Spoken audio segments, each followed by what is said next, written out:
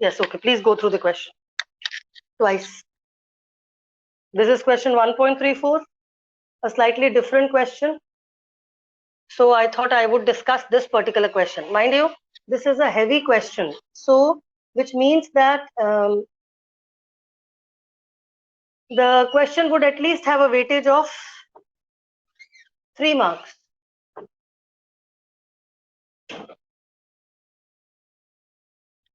Please read the question.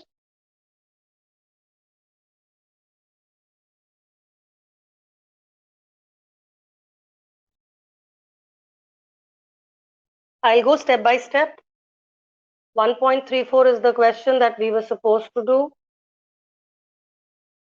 I had asked you to try it out, assuming that you might have tried. Some of you could have done it also. For the rest of you, it was slightly different question. So I thought I would do it to you people. Have we touched 60 people on board? All right, done then.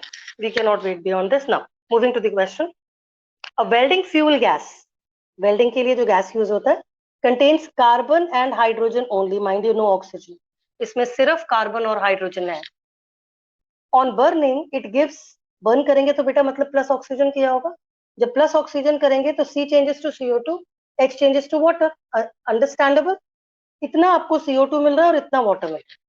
हमारा interest CO2 और water में नहीं है. Are interest is carbon कितना.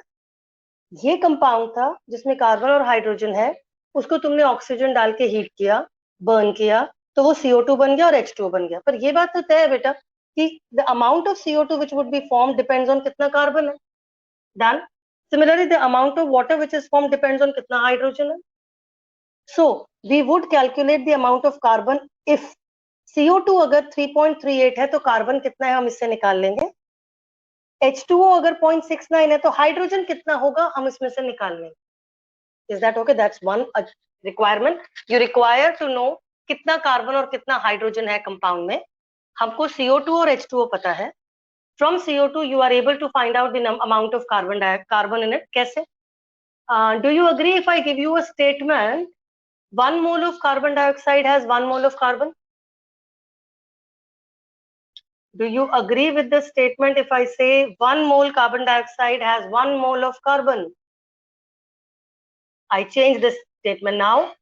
Do you agree if I say 44 grams of carbon dioxide will give me 12 grams of carbon? 44 grams of carbon dioxide will give me 12 grams of carbon. Are you in agreement? अगर 1 mole carbon dioxide 1 mole carbon देता है तो 44 grams carbon dioxide will give me 12 grams of carbon.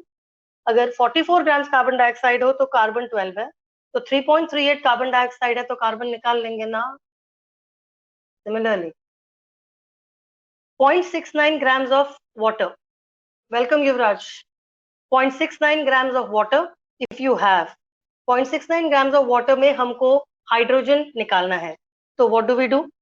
Water कितना, water का 1 मोल will have 2 moles of hydrogen. Agreed? 1 mole of water has 2 moles of hydrogen. Agreed?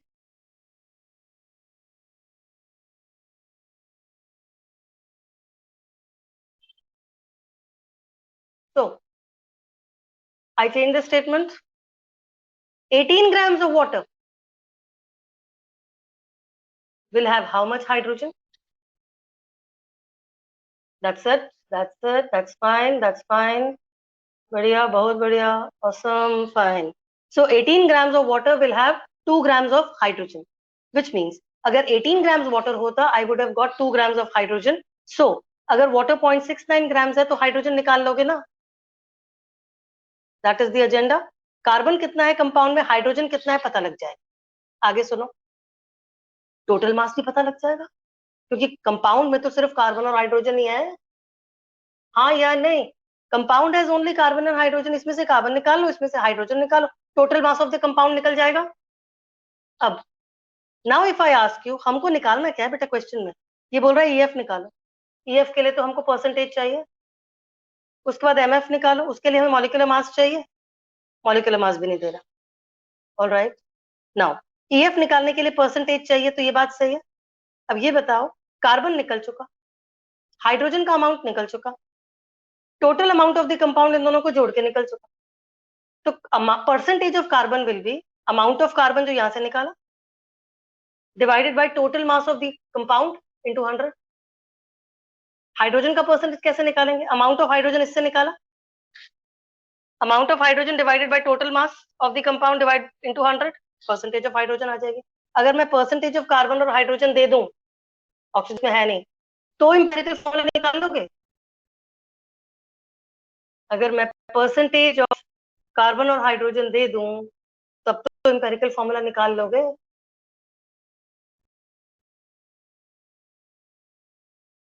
Fine, हाँ ना, percentage तो चाहिए बेटा। अब एक सबसे इंपॉर्टेंट की लाइन है, 10 litre of this gas at STP. STP पे हमको पता है 1 मोल ऑक्यूपाइज 22.4 लीटर, ये बात हम जानते हैं। 22.4 liters of a gas at STP is equal to 1 mole, which is equal to gram molecular mass. कोई दिक्कत? Anjali, you are late. Try not to जाता है initial portion. 22. We are doing question number 1.34. Anjali, 22.4 liters of a gas अगर होता है, which is 1 mole at STP, so it is 1 mole. It is equal to gram molecular mass. यहाँ तक ठीक है?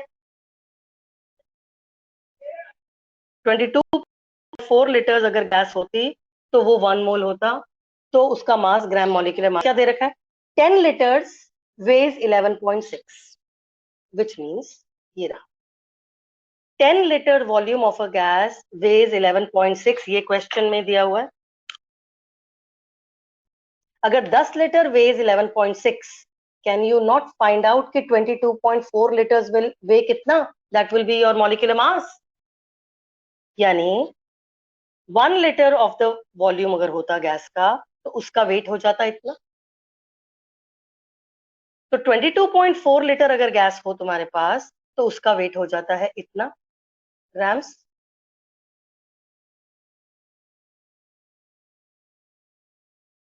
The screen is blur. All right. So we come back to it. 10 liters of volume occupies weighs 11.6 grams. 1 liter will weigh 11.6 by 10 grams. So 22.4 liter of the gas will weigh how much? 25.98. Done. Can I round it off to 26 grams? For calculations, 0.98 है बेटा. 0.98 है तो 26 कर दूं. Hence, the molecular mass का काम खत्म हो गया. This was asked. We are done with this. You have calculated the molecular mass of the compound from the volumes. STP पे दिया हुआ है. STP पे 22.4 liter volume is 1 mole and mole का mass is molecular mass. Molar mass that is. So there is molar mass तो बेटा 26 आ गया. ये कहाँ काम आएगा? Molecular formula के लिए. Molecular formula निकालने के लिए n का वैल्यू चाहिए होगा. n is equal to molecular mass divided by empirical formula mass. Molecular mass ये रहा. बाकी बचा empirical formula निकालना. Do I move ahead? Can I move ahead? It would work in the exams. Even if you want to take 25.98, that's fine by me. 0.98 है बेटा. 0.02 का फर्क है sir. Okay, moving ahead now. Pay attention.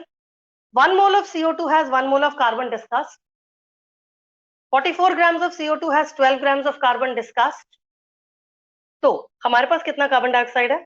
3.38. Therefore, 3.38 grams of carbon dioxide will have how much carbon? 12 divided by 44 into 3.38. Is this clear? 0.921 grams of carbon. That's fine, Utkarsh. Those of you who could do it very well. So the amount of carbon is 0.921 grams. I discussed this कि कैसे निकालना है. आगे बढ़ जाऊं बेटा. Similarly, 1 mole of water has 2 moles of hydrogen, which means 18 grams of water has 2 grams of hydrogen. ये आपने ही बताया था. Hence, water कितना था हमारे क्वेश्चन में? 0.69. So 69 grams of water will have how much hydrogen is this 0.076666 बार, 0.076666 बार। आगे बढ़ जाऊं,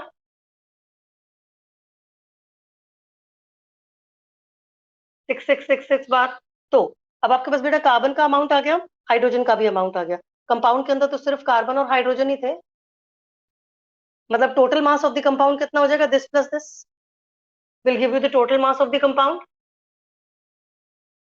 अमाउंट ऑफ कार्बन ये, अमाउंट ऑफ हाइड्रोजन ये, total mass of the compound carbon plus hydrogen कर दो।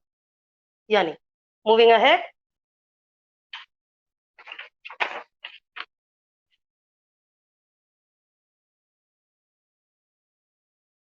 to calculate the empirical formula you require the percentage of carbon and hydrogen. All right, percentage of carbon कैसे निकालो? mass of carbon divided by total mass of the compound into 100. mass of carbon अभी अभी calculate किया था 0.921। Total mass कैसे निकालेंगे? उन दोनों को जोड़ दो, अभी तो समझाया। परसेंटेज ऑफ कार्बन कैलकुलेट करेंगे by this formula, 0.921 divided by the total mass into 100, you get 92.3%. Is this understandable? Carbon का परसेंटेज कैसे निकला, ये बात समझ में आ गई?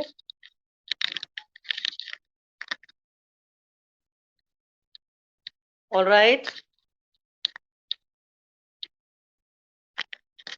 Similarly, हाइड्रोजन के निकालने के लिए क्या करूंगी? Amount of hydrogen upon total mass, total mass तो सेम रहेगा। अमाउंट ऑफ हाइड्रोजन कितना निकाला था? 0.0766। तो परसेंटेज ऑफ हाइड्रोजन ये रहा। वैसे एक बात बताओ, एक और बात बताओ, टोटल मास 100 है ना, तुम इसको 100 में से माइनस कर दो तो हाइड्रोजन निकल जाए, हाँ कि नहीं? 100 में से माइनस कर दो तो आंसर निकल जाएगा ना हाइड्रोजन। और अगर याद नहीं आया ये बात, नहीं दिमाग चला, तो फिर मेरी तरह करना।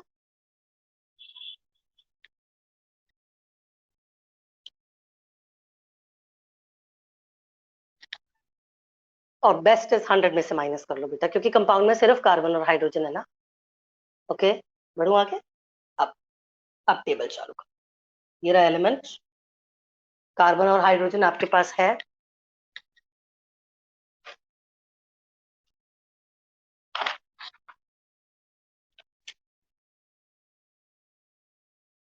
देखो, element carbon and hydrogen, percentages निकाली, atomic masses carbon and hydrogen known to you. Relative number of moles कैसे निकालते हैं? Percentage divided by atomic mass, percentage divide by atomic mass, this is 1:1। कोई दिक्कत? बढ़िया, सही उत्कर्ष आपका आंसर बेटा। एंड रोज आपका भी ठीक है आंसर। जो लोग कर चुके ऑसम। तो carbon is to hydrogen is 1:1, कोई दिक्कत इसमें? All right, now EF becomes carbon 1 hydrogen 1। MF निकालना है। MF निकालने के लिए क्या करना पड़ेगा? N की वैल्यू चाहिए। N का फॉर्मूला क्या होता है? Molar mass divided by empirical formula mass. Empirical formula mass कैसे निकलेगा? 12 + 1 = 13 = एम्पेरिकल फॉर्मूला का मास। सो N की वैल्यू 2 आ गई, बन गया आंसर। खत्म करूं क्वेश्चन? इस कंपाउंड का नाम तो बता दो। क्वेश्चन खत्म हुआ, इस कंपाउंड का नाम बता दो।